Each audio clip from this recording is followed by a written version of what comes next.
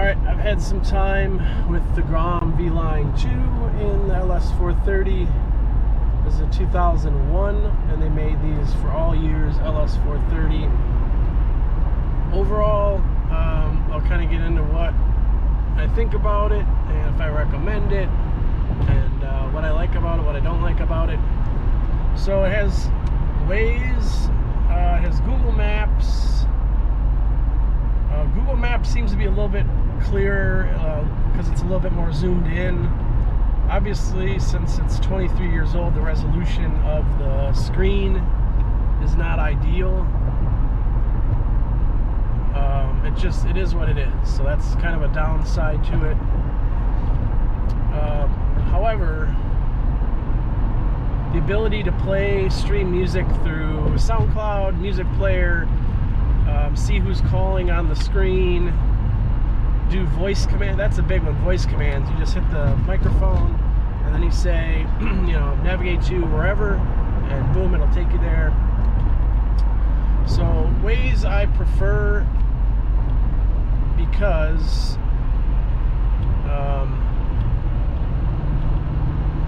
it seems to be better with traffic. However, here's the issue. So when you hit the focus icon right here that kind of follows your vehicle, it's zoomed out. So when it's zoomed out, the resolution's low. You can't really see every single detail, like the traffic volume or what's going on, or if there's something on the side of the road or whatever.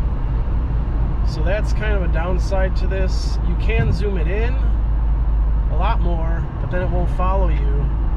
Like, I wish you could have it on this zoom setting. Well, maybe it will. I stand corrected.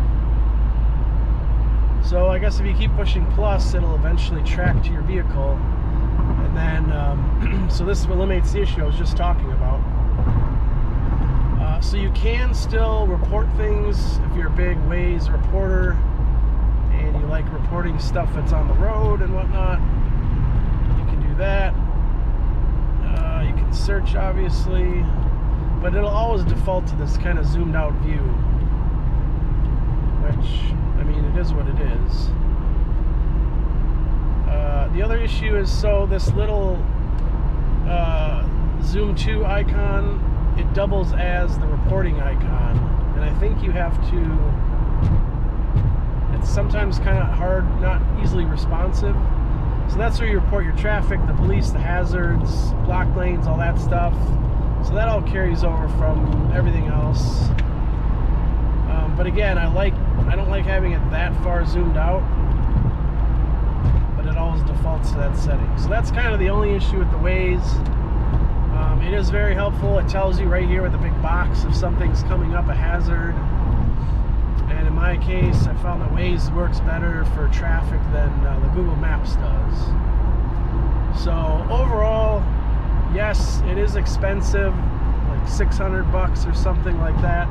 You can get a little bit cheaper used or like a group buy. But the other option is the complete replacement unit with the new Android touch screen, Chinese touch panel. I don't like those because the factory settings don't really work properly with it, from what I've read online. So that's why I did not get that unit. That unit does have higher resolution, better screen, etc., but you're giving up the functionality of factory and original. So I don't know how this would translate rear air conditioner, the purifier, to the Android head unit. People have said like temperature is in Celsius and it's not always accurate. So it's just, it replaces all this, and that's bad.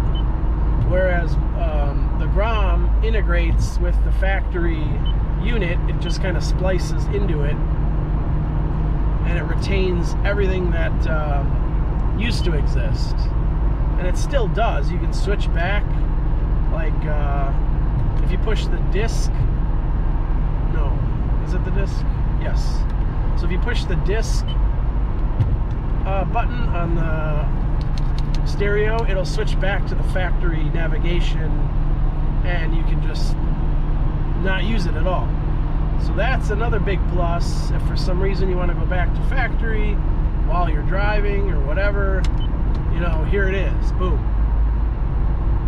And then to go back to the Grom, you just hit disc again, and you'll see track 62, and boom, you're back on to the Grom. So that is kind of my take on it.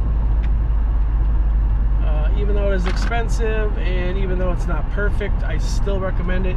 I'll probably be getting the same unit for my GX 470 because I literally don't use the navigation on that car or this car because it's just so old and useless.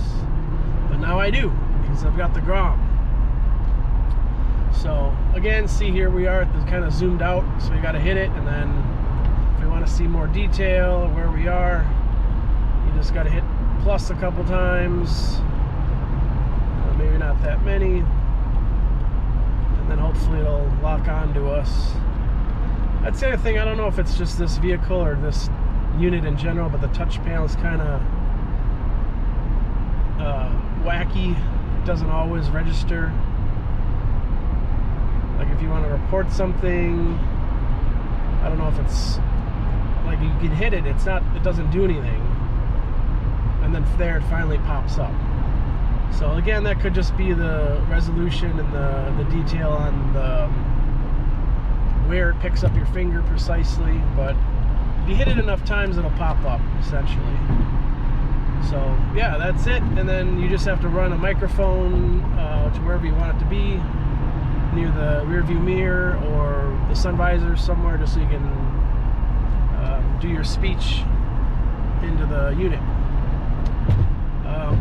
The other thing is you can also, the other big selling factor is you can hook up a backup camera. You can do it with the Android complete replacements too, but you can hook up a backup camera, so it's just like the 04 to 06 LS430. Again, resolution's not the greatest. You get kind of like polygons almost. It looks like PS1, but it works, and it looks factory and back if you get the correct camera for it.